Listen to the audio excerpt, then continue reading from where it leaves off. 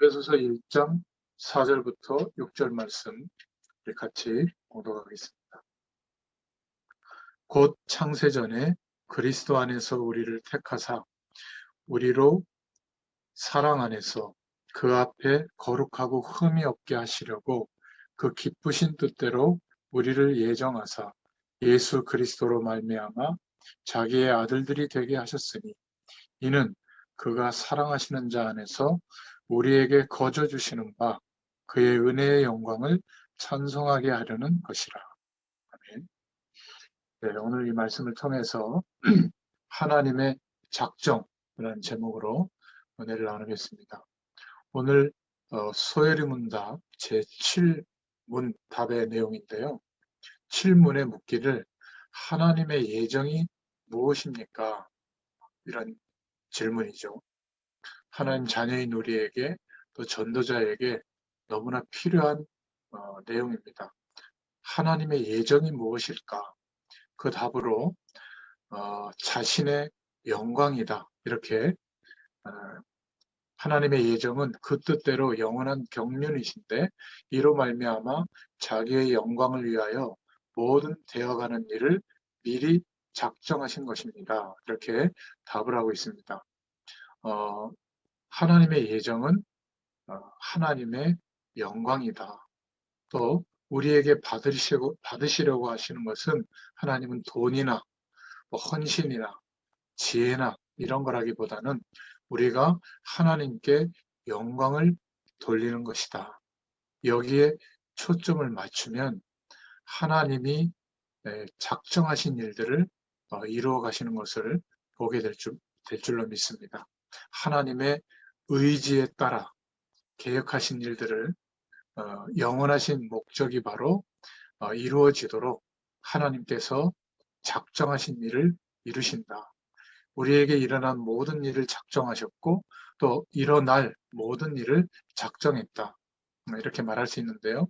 조금 여러 단어가 비슷한 의미로 쓰이는 것 같지만 구분을 좀 하자면 저는 영어를 못합니다만은 일부러 찾아봤습니다. 예정이라는 단어는 예정, predestination 이런 단어를 쓰는데요. predestination, pre라는 말은 먼저, 그리고 destination이라는 말은 결정했다. 즉 예정했다는 말은 하나님께서 미리 결정하셨다. 이런 의미가 있고요. 그리고 섭리라는 말이 비슷한 말이 있는데 섭리는 providence라는 말입니다. 영어로는 공급하다, 보급하다, 준비하다 이런 의미가 있는데 하나님의 섭리 이렇게 얘기할 때 하나님께서 미리 결정하신 그 일을 역사의 모든 사건을 통해서 하나님께서 성취해 나가신다라고 표현할 때 하나님의 섭리라는 뜻입니다. 쉽게 얘기하자면 하나님께서 먼저 결정하신 예정하신 계획들을 성취해 나가신다라는 표현을 할 때 섭리라고 말합니다. 자, 이럴 때 오늘 작정이라는 말이 나오죠. 자기의 영광을 위하여 모든 되어가는 일을 미리 작정하신 것입니다. 이 작정이라는 말, 구원 주시기로 작정된 자는 다 믿더라. 이렇게 표현하잖아요. decree라는 D-E-C-R-E-E, decree라는 영어 단어로 찾아보면 더 이해하기 쉬운데요. 미리 결정하신 그 일을 하나님께서 이루어 가시는데 하나님의 예정과 섭리 속에서 그 일이 이루어진 시점, 시간표를 말합니다. 그래서 작정된 자를 구원하시는 방법은 우리가 전도라고 하는 마음을 가지고 현장에서 하나님이 누구신지 예수 그리스도에 대해서 자꾸 끊기나요? 잠깐만요. 안 끊기는데요? 잘 들리십니까? 네, 저도 네. 잘 들려요. 예, 우리 장전 집사님 다시 한번 껐다가 선생님 너무 켜보면 끊겨요. 껐다가 켜보면 잘 들릴 겁니다. 장전 저만 집사님. 그런 건가요? 네, 그런 것 같아요. 껐다가 말씀이 아예 다시 안 들려요. 껐다가 다시 한번 그렇게 켜보시면 아마 될 겁니다. 예, 이어서 계속 말씀을 나누겠습니다. 그래서 작정이라는 말은 하나님의 예정과 섭리 속에서 하나님이 그 일을 이루시는 시간표, 그거를 말합니다. 그래서 우리가 전도라는 마음을 품고 현장에 갔을 때 구원 주시기로 작정된 자를 붙여주시는 그 시간에 하나님이 하시는 전도의 일이 이루어지죠. 그럴 때는 하나님이 작정하신 일을 이루셨다. 이렇게 표현하기도 합니다. 그리고 경륜이라는 말은 어, dispense, dispensation 이런 영어인데요. 뭐 그건 중요하지 않습니다. 경륜이라는 말은 하나님의 목적을 이루는 방법. 예를 든다면 하나님의 말씀으로 하나님의 목적을 이루시죠. 그리고 하나님이 약속하신 계획과 뜻, 하나님의 경륜 이렇게 얘기하기도 합니다. 또 하나님이 이 시대에 우리를 하나님의 경륜으로 세워주셨다. 우리를 전도자로 세우셨다. 한마디로 말하면 하나님의 계획을 이루시는 방법 이렇게 이해하시면 좋습니다. 왜냐하면 하나님의 역사하심에 어떤 중요한 내용들을 표현하다 보니까 예정, 미리 결정하셨다. 또 섭리, 예정하신 하나님의 계획을 성취해 가신다. 전 세계적으로 하나님의 주권적인 역사로 그럴 때는 섭리라는 단어를 쓰고요. 그 하나님의 계획이 이루어지는 시점, 시간표를 말할 때 작정하신 일을 이루셨다. 그렇게 이야기하고 또 그 하나님의 목적하시고 계획하신 일들을 이루어 가시는 방법, 이 시대의 하나님의 방법이 바로 우리 렘넌트다. 이렇게 표현할 때 하나님의 경륜이 나타났다. 이렇게 표현하기도 합니다. 이렇게 좀 정돈해서 하나님의 말씀을 이해하시면 좋겠습니다. 저는 하나님께서 결정하신 그 일, 우리를 사랑하시고 하나님을 떠난 그 순간부터 다시 하나님의 영광을 누릴 수 있도록 하나님께 영광 돌리는 인생이 되도록 하나님께서 예정하셨다. 이거를 믿게 됐습니다. 그리고 그 축복이 이루어지도록 하나님은 역사의 수많은 일들을 통과해서 우리에게까지 복음이 전달되도록 섭리해 주셨죠. 그리고는 마침내 누군가를 통해서 우리에게 작정하신 하나님의 구원을 이루셨습니다. 그리고는 이제 하나님의 말씀과 복음의 뜻과 하나님의 은혜를 경험하면서 인생의 많은 시간들을 통과해서 이제는 우리의 인생이 하나님의 목적이 이루어지는 방법이 되도록 하나님의 경륜이 나의 인생에 나타나도록 하셨다는 것. 이것을 깨닫고 믿어지게 되면서부터 저는 생각을 바꾸게 됐습니다. 그렇구나. 나에게 일어나고 있었던 모든 일들을 하나님이 그때그때 이루시기 위해서 작정하셨던 일이구나. 그러면 앞으로 나에게 일어날 모든 일도 하나님이 작정해 두셨던 그 일을 이루시는 거구나. 문제도 어려움도 축복도 같은 것이구나. 이렇게 깨달아졌습니다. 결국 나에게 하나님이 이렇게 어려움도 문제도 사람도 사건도 허락하시는 것은 하나님의 유익한 하나님께 영광이 되는 하나님의 어떤 인도하심 속에 놀라운 계획을 가지시고 허락한 일이구나. 이렇게 깨달아지고 나니까 전혀 마음에 상처가 되지 않았어요. 여러분 다시 한번 우리 마음에 담아야 될 내용이 하나님은 우리에게 하나님의 축복을 예정해 두셨고요. 자기의 영광을 위하여 하나님의 모든 일들을 우리에게 작정하시고 이루어 가십니다. 소요리 문답 이 107개 문항인데 너무 주제도 많고 내용이 많아서 우리 전도운동 속에서는 신앙의 발판 10가지로 현장에서 전달하기 쉽게 또 우리가 그 믿음을 표현하기 쉽게 10가지 신앙의 발판으로 좀 축약했죠. 이 10가지 내용 속에 이 모든 어떤 복음의 틀, 신앙 고백이 담겨져 있습니다. 그래서 하나님의 예정, 섭리, 작정, 경륜에 대해서 조금 구체적으로 기도 제목을 잡을 수 있으려면 이 믿음의 발판, 신앙의 발판 10가지가 기도 제목으로 딱 정리가 돼서 그 틀을 가지고 하나님을 바라보면 정말 하나님의 역사하심이 구체적으로 알게 되고 또 전달할 때도 성경적으로 전달하게 될 줄로 믿습니다. 그래서 저도 이 내용이 참 어렵지 않고 실제로 전부 이렇게 우리 각자에게 역사하시는 것을 알게 됐고 전달하고 있습니다. 제일 첫 번째 우리의 발판이 뭐죠? 역대상 29장 10절부터 14절을 근거로 놓고 볼 때 하나님의 주권적인 역사로 내가 하나님의 자녀가 된 것이구나. 정말 감사가 나오죠.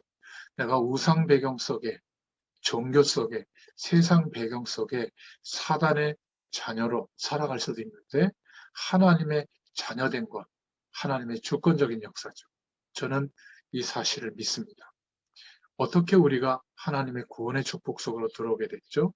에베소서 1장 3절부터 6절에 그리스도를 통해서 예수 그리스도를 믿음으로 하나님이 우리에게 구원의 축복을 회복시켜 주셨죠.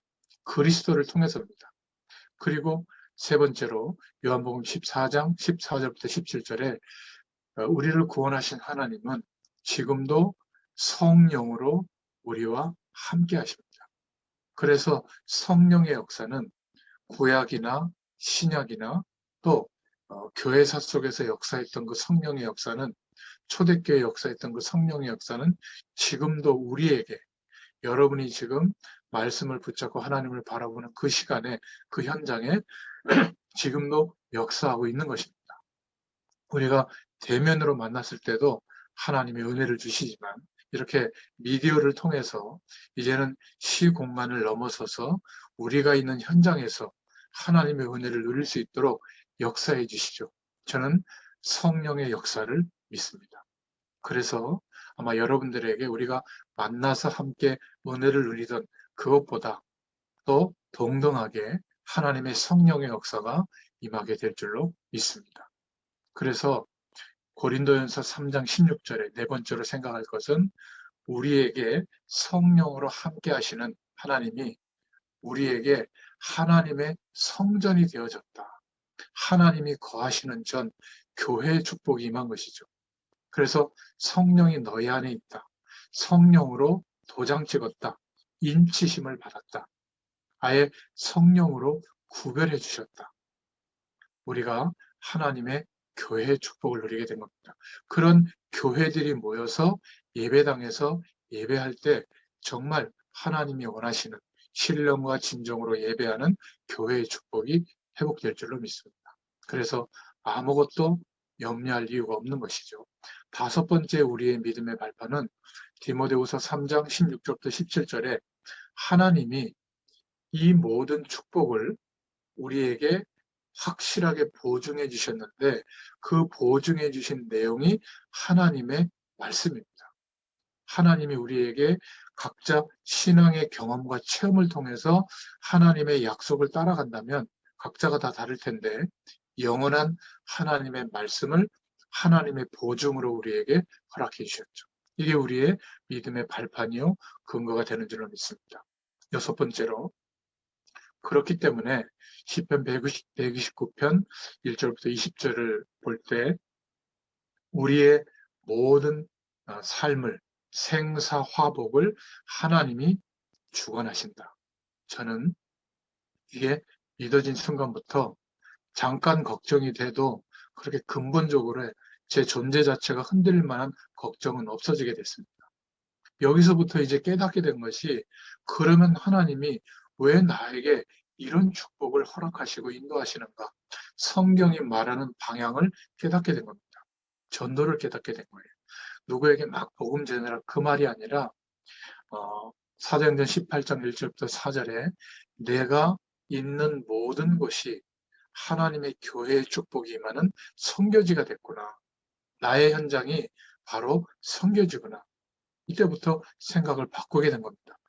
대단한 목회, 많은 성도들 크게 부흥시키고 이런 목회자의 목적이 내려놔지고 이제 정말 내가 발을 디디고 있는 모든 현장에서, 만남을 주시는 현장에서 여기에서부터 하나님의 영광이 드러나도록 내 인생을 드리면 되겠구나. 여기에서도 전도와 선교와 237과 만나게 되는구나. 한국에서도 할 수 있구나. 지금 여기에서도 할 수 있구나. 아마 기억나실 겁니다. 작년 여름쯤에 코로나가 이렇게 심해지는데 줌이라고 하는 프로그램을 우리가 한번 써봤으면 좋겠다. 그러면서 시도를 하기 시작했잖아요. 어떤 대학생 한두 명이 또 청년 한 명이 도와줘서 저도 그냥 더듬이처럼 짐작은 하고 있지만 디테일이 떨어져서 실천을 해보고 공부를 해보면서 하고 있는데 너무 중요한 거예요. 특히 올해는 1월 달부터 지금 7월 달까지 비대면으로 4인 이하 모임이 금지니까 뭐 억지로 만날 수도 있지만 굳이 그렇게 어기고 만날 이유는 없어서 이렇게 줌으로 말씀을 나누고 있는데 이게 우연이 아니고요. 하나님은 237개 나라와 또 전 세계 5천 미 전도 종족과 만날 수 있도록 세계를 완벽하게 변화시키면서 이렇게 미디어를 발전시키고 237 나라를 세계 현장과 소통하고 치유할 수 있는 답을 주셨더라고요. 여러분도 똑같이 핸드폰을 사용하고 컴퓨터를 쓰고 아마 아이들도 줌을 사용해서 수업을 할 겁니다. 그거는 그냥 하나의 어떤 과학적인 도구죠. 21세기의 비대면 시대에 소통하는 도구인데 저에게 이 선교지라고 하는 축복이 회복되면서부터 우리 삶 속에 지금 내가 살아가고 있는 삶 속에 237개 나라와 연결되는 길이 있는 거예요. 아무것도 아닌데 그 작은 것이 선교지라고 하는 축복으로 바뀌면서 응답이 시작되는 거예요. 여러분, 대단히 성공하고 대단히 많은 조직을 만들고 내 밑에 많은 전문인들을 두어서 세계복음화 한다. 그게 세상 속에서 깨닫게 된 방법이거든요. 뭐 그럴 수 있겠죠.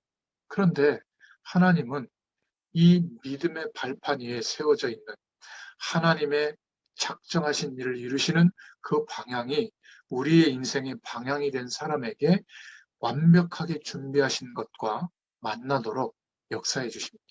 그러니까 동일한 시간에 밤 시간 정도 되면요.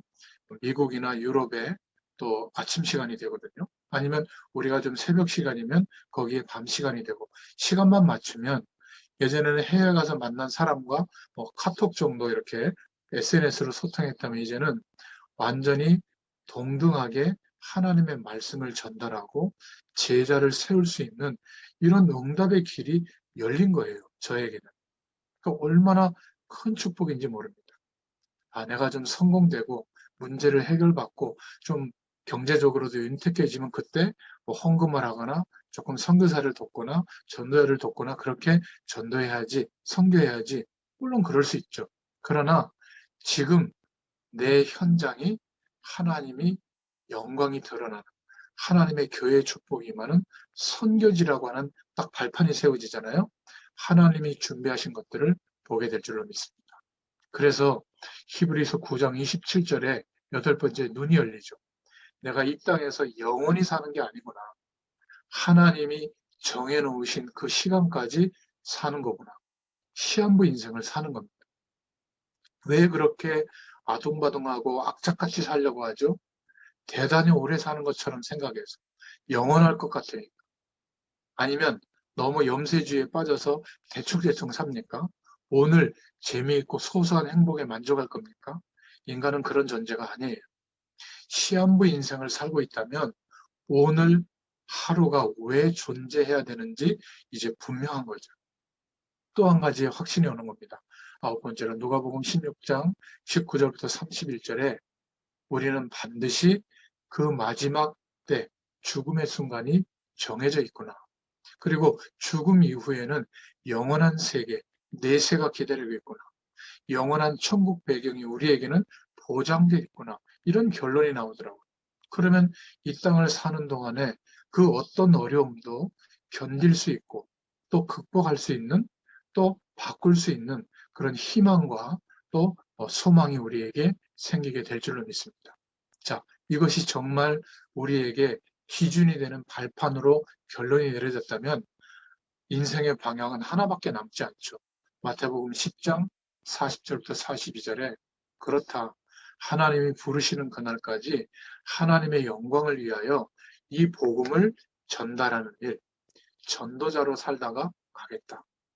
내 직업도 때려치고 삶도 팽개치고 그게 아니라 내 삶이 선교지라고 하는 마음을 가지고 밥을 먹어도 운동을 해도 쉬어도 공부를 해도 경제활동을 해도 복음을 전하기 위해서 하나님께 영광이 되는 인생이 되도록 우리의 인생의 길을 걷게 되는 것이죠. 자, 그렇게 될 때 전도자에게 대접한 냉수 한 그릇도 전도자의 상급을 잃지 않게 될 것이다. 이렇게 성경은 말하고 있는 것이죠. 그래서 저는 이 결론이 오고 나서부터는 문제가 오죠, 저도. 거의 5분 안에 해결합니다. 5분 안에 그 문제와 어려움 속에 하나님이 허락하셨다면, 하나님이 작정하신 일을 이루시는 방법이라면 이 속에 하나님의 뜻과 계획이 있지 않겠는가? 조금 기도하면서 하나님이 허락하신 그 이유를 질문해 보면 내 모든 삶을 하나님께 맡기게 되고, 염려한다고 되는 것도 없지만 하나님 편에서 보실 때는 이게 그렇게 문제가 되는 것이 아니구나. 그리고 그 당시는 조금 힘들고 어려웠어도 조금 기도하면서 견디고 지나가 보니까 너무 중요한 시간인 거예요. 그리고 너무 중요한 하나님이 작정해 두신 일들이 진행되고 있었던 거예요. 여러분, 하나님이 일어날 모든 일을 작정하셨다. 이쪽으로 저 여러분들이 믿음의 발판, 삶의 발판이 붙잡아질 수 있기를 바랍니다. 이 10가지 내용은 외우는 게 아닙니다. 당연히 성부 하나님의 주권적인 역사, 또 그 역사하심이 성자 예수님을 통해서 역사 속에 이루어졌고, 우리가 그 사실을 믿을 때 하나님의 구원이 임하고 하나님의 영 성령으로 우리와 함께 하시죠. 우리가 유일하게 믿음의 근거가 될 수 있는 기준은 사람이 아니라 하나님의 말씀, 성경이죠. 그 은혜로 구원받은 우리가 하나님의 영광이 나타나는 교회의 축복을 누리게 됐고, 우리에게 주어진 하나님의 약속이 우리의 삶, 현장이 선교지라고 하는 축복으로 이루어지게 되죠. 그렇다면 나와 다른 사람과 관계되어 있는 현장 속에 지금 많은 사람들, 저를 포함해서 모두가 다 시한부 인생을 살고 있다면, 생사화복을 하나님이 주관하고 있다면, 우리가 영원히 거할 내세가 준비되어 있다면, 그렇다면 지금 무엇을 위해서 살아야 될 것인가? 결론이 나오게 되죠. 이것 때문에 저와 여러분은 오늘을 살아야 될 줄로 믿습니다. 돈을 번다면 그 이유 때문에, 어려움을 견뎌야 된다면 그 이유 때문에, 이 신앙의 발판이 성경적으로 맞다면, 그렇다면 생을 걸어도 돼요. 두려워하지 마시고 걱정하지 마시고 우리의 인생을 걸어도 됩니다. 그때 2가지 중요한 축복들을 하나님이 보여주시죠. 하나님의 영광이 우리의 삶에 임합니다. 하나님의 영광이 경험되어지면 하나님의 뜻하심과 계획하심을 질문하게 돼요.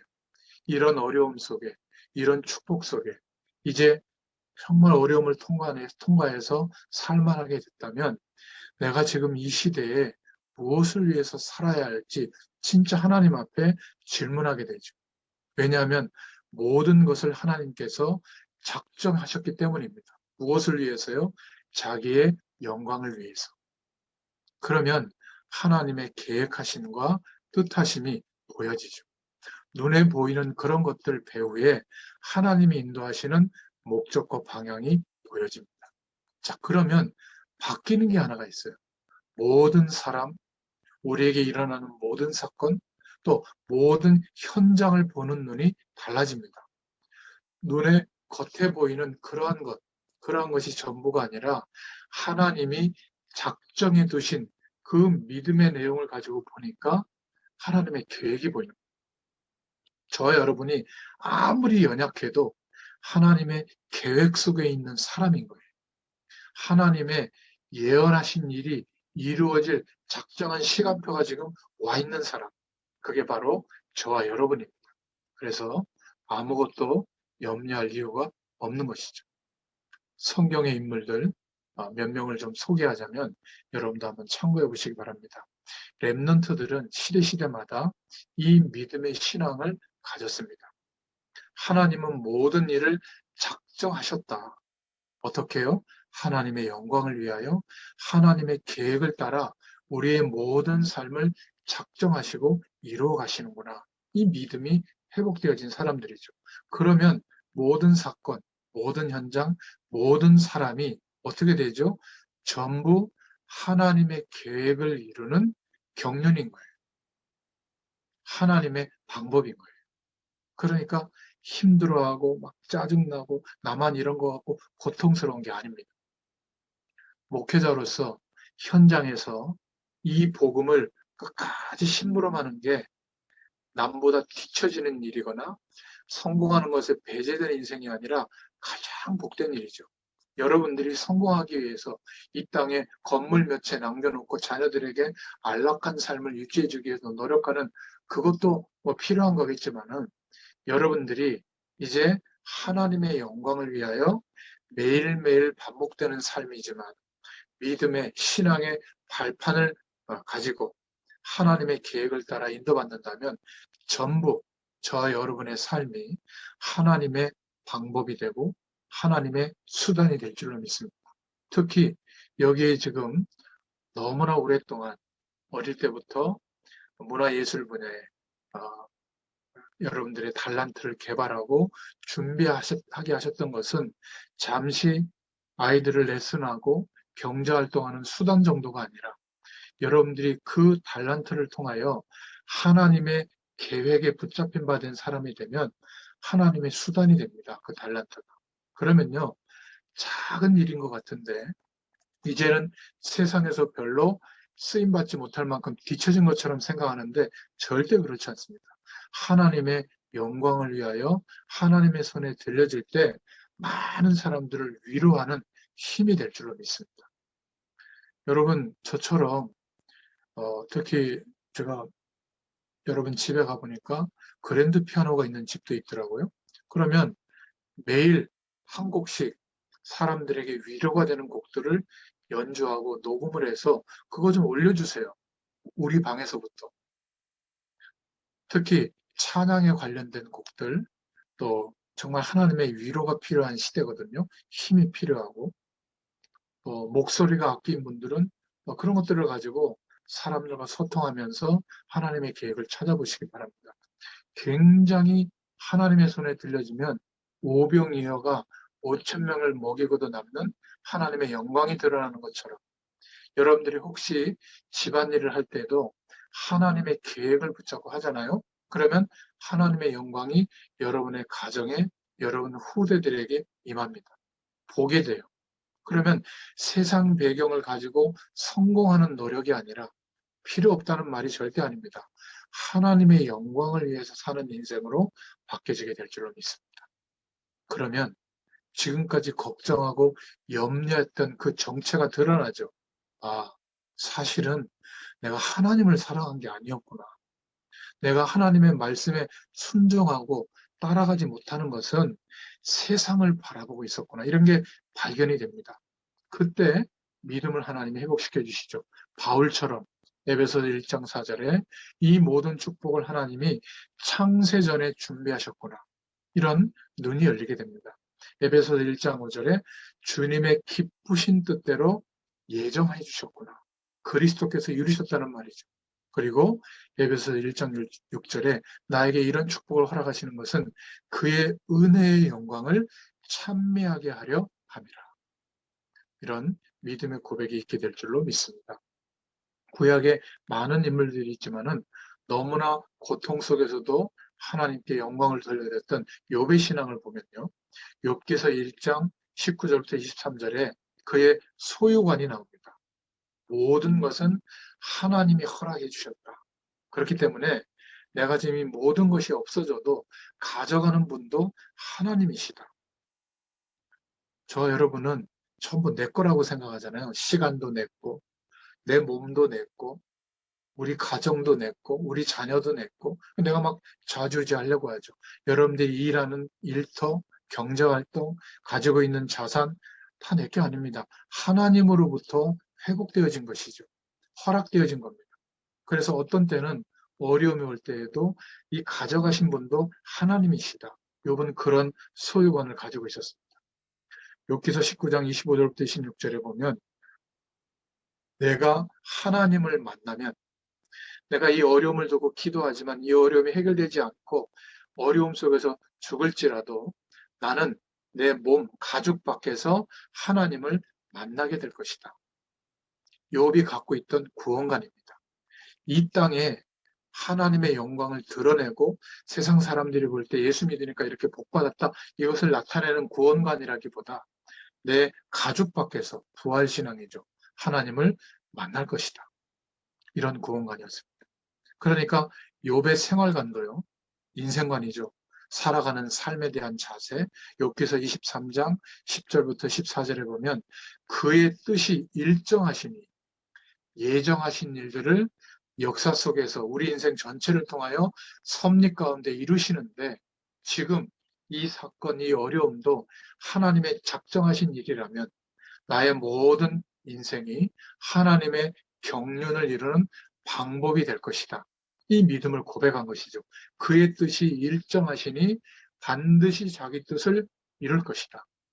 이것이 하나님의 자녀, 전도자가 가져야 될 신앙인 줄로 믿습니다. 어려움 중에 있는 분들은 너무 고통당하지 마시고 문제가 왔을 때 하나님의 작정해 두신 그 일이 지금 이루어지고 있다. 무엇을 위하여? 자기의 영광을 위하여. 하나님의 영광을 위하여 하나님이 작정하신 일을 지금 이루고 계시는 줄로 믿습니다. 하나님은 모든 일을 작정하셨습니다.